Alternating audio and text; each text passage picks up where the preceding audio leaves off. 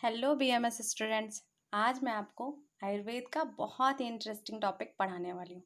वो है पंच महाभूत। ठीक है, पंच महाभूत को मैं मॉडर्न साइंस से भी कोरिलेट करके बताऊंगी, तो प्लीज़ मेरा वीडियो एंड तक देखिए।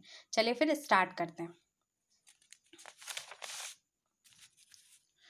पंच महाभूत, पंच का अर्थ होता है पांच, और महाभूत जो है वो भूत से बना है। ठीक, भूत से क्या बना है? महाभूत बना है। पांच महाभूत होते हैं, इसलिए इसको पंच महाभूत की संज्ञा दी गई है। ठीक, पांच महाभूत कौन कौन होते हैं? तो पहला है आकाश महाभूत, दूसरा है वायु महाभूत, तीसरा है अग्नि महाभूत, चौथा है जल महाभूत और पांचवा है पृथ्वी महाभूत। ठीक, पांच महाभूत हो गए, इसलिए इनको पंच महाभूत की संज्ञा दी गई है। हमने बताया है ना कि पंच महाभूत जो है वो भूत से बना है। तो भूत कहाँ से आया? तो भू प्लस अक्त। ठीक, भू में अक्त प्रत्यय लगा है तो क्या बना है? भूत बना है। ठीक, भू शतयाम धातु में अक्त प्रत्यय लगकर भूत शब्द बना है। भूत का अर्थ विद्यमान या उपस्थिति होता है।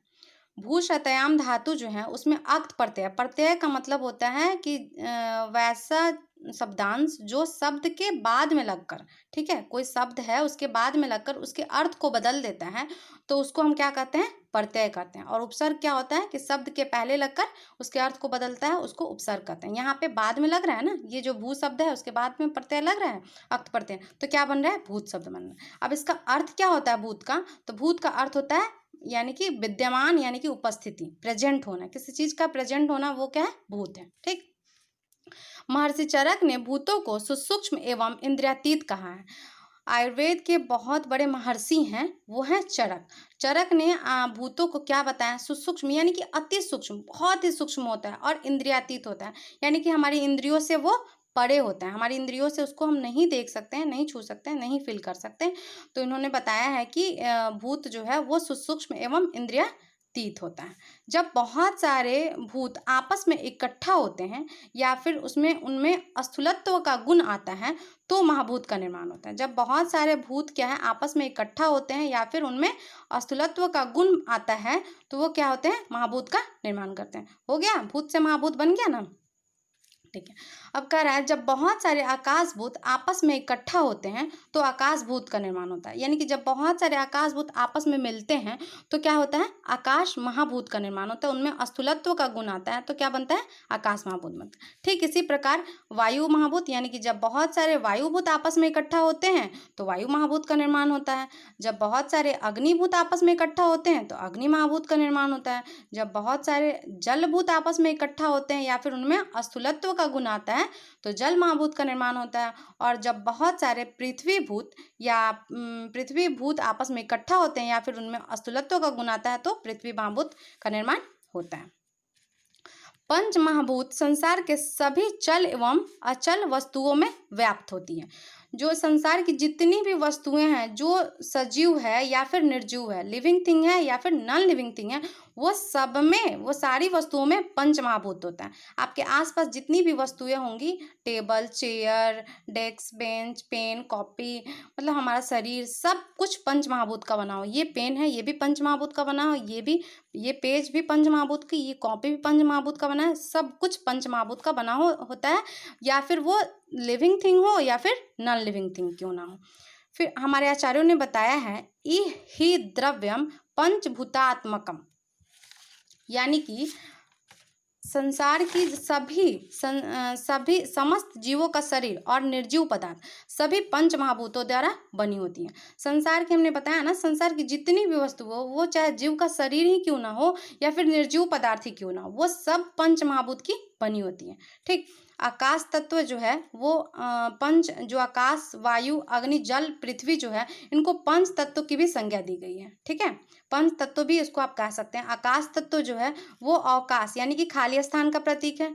वायु तत्व जो है अणुओं में गति, किसी चीज में गति जो हो रही है, वो वायु तत्व का प्रतीक है।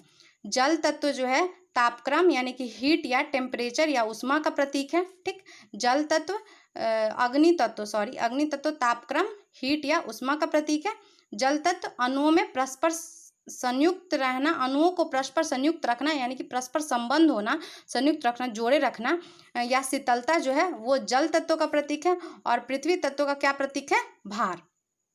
किसी भी चीज में वजन होना, भार होना, वो पृथ्वी तत्व का प्रतीक है। ठीक है, ये सारे तत्व हमने पढ़ लिए, इनका प्रतीक क्या क्या आप समझ गए। ठीक, अब हम आपको बताएंगे कि कैसे पंच महाभूत से सारी चीजें बनी होती हैं। आप जानते होंगे मॉडर्न साइंस में आपने पढ़ा होगा कि एटम से ही सारी चीजों की निर्माण होती है।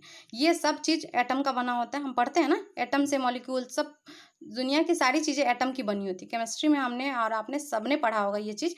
तो ये जो एटम है ये पंच महाभूत की बनी होती है। तो ये कैसे बनी होती है पंच महाभूत की, मैं आपको आज बता रही हूँ। ठीक है, ये हमारा एक एटम हो गया। ठीक, ये क्या है, न्यूक्लियस हो गया। एटम ये क्या है, इलेक्ट्रॉन हो गया, ये प्रोटॉन, और ये क्या है, न्यूट्रॉन। न्यूक्लियस में क्या रहता है, प्रोटॉन और न्यूट्रॉन क्या होता है, न्यूक्लियस में रहता है। और इलेक्ट्रॉन क्या होता है, वो एटम के ऑर्बिट में चक्कर लगाते रहता है, यानी कि घूमते रहता है। ठीक, तो ये जो एटम और एटम का जो ऑर्बिट और न्यूक्लियस है, इनके बीच में जो खाली जगह आपको दिख रहा है, ठीक, ये आकाश महाभूत का सूचक है। हमने पढ़ा है ना, आकाश तत्व का सूचक प्रतीक क्या है, अवकाश, यानी कि खाली स्थान। तो यहाँ पे जो खाली स्थान है वो किसका प्रतीक है, आकाश महाभूत का प्रतीक है। तो आपने देख लिया एटम में आकाश महाभूत है। ठीक, अब देखिए, अब ये जो ऑर्बिट में इलेक्ट्रॉन जो गति कर रही है, घूम रही है, ठीक, तो इसका जो घूमना है, गति करना है, ये वायु महाभूत का सूचक है। अणुओं में गति वायु महाभूत का प्रतीक हो गया। तो आकाश महाभूत आपको मिल गया, वायु महाभूत मिल गया।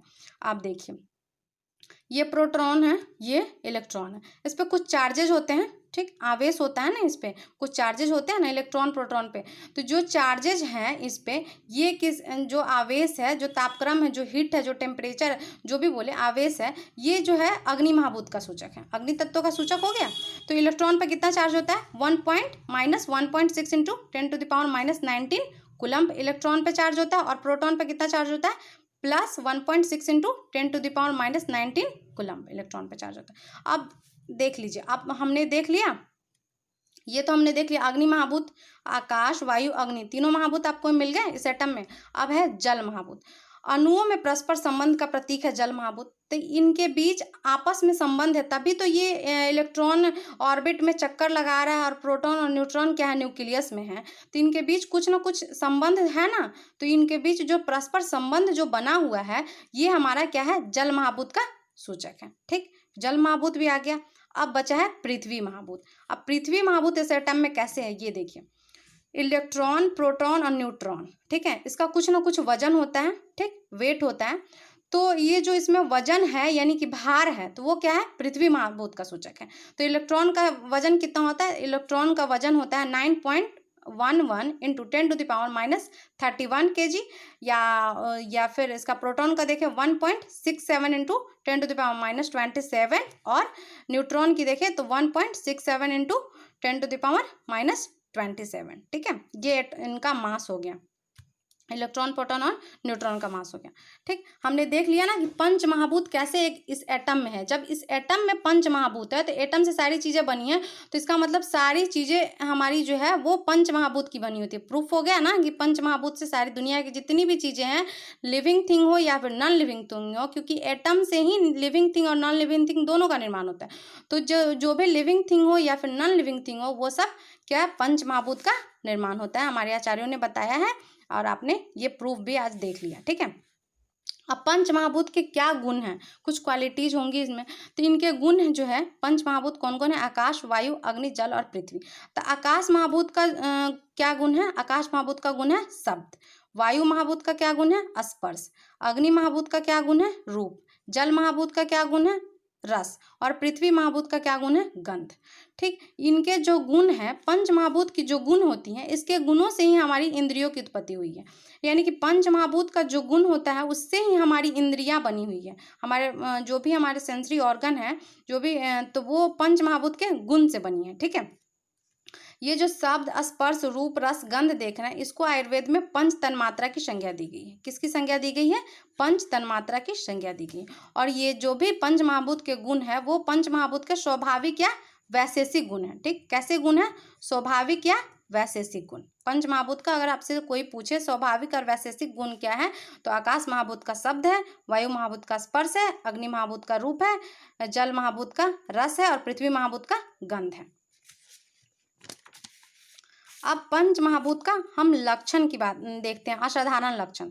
पंच महाभूत के क्या क्या असाधारण लक्षण है? तो आकाश जो महाभूत है उसका असाधारण लक्षण है